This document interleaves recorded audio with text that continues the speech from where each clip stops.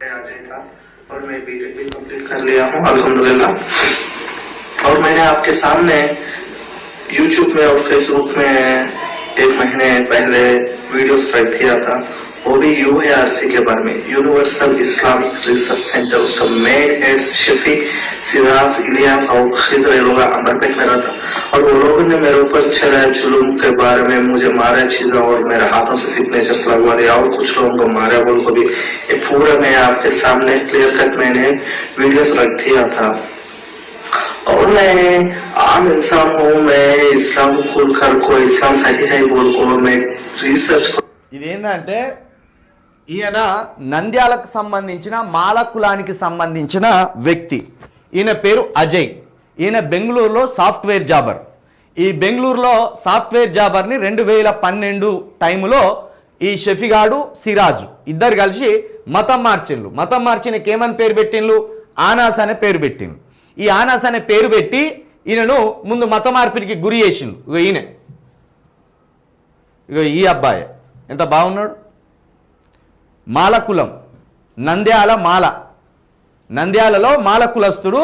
2013, 12, 11, 13 ఈ మధ్యకాలంలో ఈ అజయ్ని ఒక మానసికంగా ఒక ట్రాన్స్లోకి తీసుకెళ్ళి మతం మార్చి పాడేసి ఈయనను మతం మార్చేసిండు. ఈయన కూడా ఇష్టంగానే మతం మారిండు. తర్వాత ఈయన కూడా కొంత సెర్చ్ చేసిండు, ఇది అని తెలుసుకున్నాడు.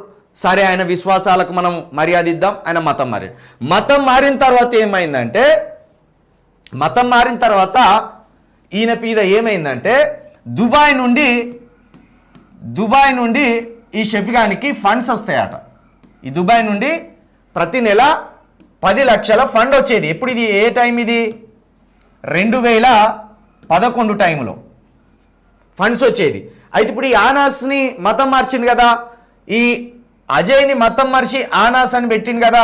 ఈ అజయ్ని కరీంనగర్లో మత మార్పిడికి సంబంధించిన ఒక ఆయుధంగా వీళ్ళు మలుచుకున్నాడు. కరీంనగర్లో ఈయనను మత మార్పిడికి సంబంధించి ఒక ఆయుధంగా మలుచుకున్నాడు. అయితే ఈయన కరీంనగర్కి పోయిన తర్వాత తిరిగి ఈ షఫీగా అనే ఆఫీస్కి వచ్చిండు.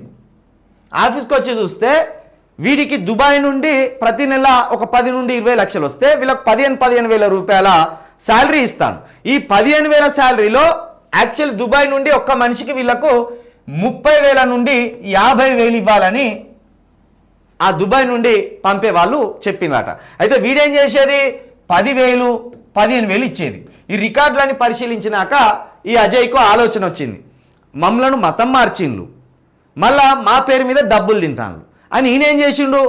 ఈ ఎవరైతే ఈ సంస్థ ఒక పేరు, ఆ సంస్థ పేరు నాకు గుర్తులేదు, ఆయన చెప్పిన దాని ప్రకారం ఆ సంస్థ అధినేతలకు ఈయన చెప్పిండు. ఈ ఆనాస్ అయినట్టు ఆయన చెప్తే వాళ్ళు పెద్దగా పట్టించుకోకుండా ఏమైంది, కరీంనగర్లో మజీద్లో ఈ ఆనాస్ని ఉదయం 10 గంటల నుండి రాత్రి 10 గంటల వరకు చావు దెబ్బలు కొట్టిండు. ఈ ఆనాస్ని, అజయ్గా మారిన ఆనాస్గా మారిన అజయ్ని ఉదయం 10 గంటల నుండి రాత్రి 10 గంటల వరకు చావు దెబ్బలు కొట్టి, ఈయనతోటి నేను ఇజ్రాయేల్ ఏజెంట్నని, ఈయనతోటి నేను ఆర్ఎస్ఎస్ ఏజెంట్నని, ఈయనతోటి నేను క్రిస్టియన్ ఏజెంట్నని ఒక 3 లెటర్లు రాపించుకొని ఆ తర్వాత చంపొద్దు ఆయనని విడిచిపెట్టాడు. అంటే 2011లోనే షఫీగాడు ఎంత క్రిమినల్ బ్రెయిన్ ఉపయోగించి వాడు వాని జీవితాన్ని ఆరంభించిండో మనం అర్థం చేసుకోవాలి. దీనికి సంబంధించి పూర్తి ఆధారాలు ఇంకా డీటెయిల్ చెప్తే, ఇప్పుడు ఇది ఎందుకంటే మనము అమ్మాయి భర్తను వీడు ఎట్లా చంపిండు అనే దానికి ఇది ఒక శాంపిల్ మాత్రమే. ఇది మనం రోజు చెప్పేది. చాలామంది అనుకుంటారు ఆధారాలు ఎక్కడ అంటాను. ఈ ఆనాసే ఆధారం. ఎందుకంటే ఇక్కడ మీరు చూసుకోవచ్చు, ఇది చూపి అజయ్ టు ఆనాస్ అంటే ఏంటిది? అజయ్ ఆనాస్గా మారిండు. మార్చినోడేవాడు షఫీగాడు. మత మార్పిళ్లకు వాడు పాల్పడతలేడు అన్నారు కదా, ఇదే మీరు ఫేస్బుక్లో కూడా కొట్టచ్చు. Ajay to Anas, A big letter మధ్యలో టీ బిగ్ లెటర్, ఇటు మళ్ళీ ఆనాస్ అన్న పేరులో ఏ కూడా బిగ్ లెటర్. అయితే వీనికి సంబంధించి వీనికి సంబంధించి ఈయన వీడియోలు కూడా చేసిండు అన్నట్టు.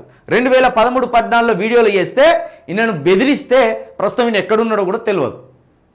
ఈయన ఐడి మాత్రం దొరికింది. ఈయన ఐడి దొరకబట్టాం కానీ ఈ మనిషిని కూడా త్వరలో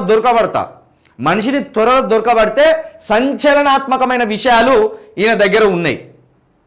ఈయనకు సంబంధించిన వ్యక్తులే నాకు ఈ ఐడి గురించి చెప్పిండ్రు.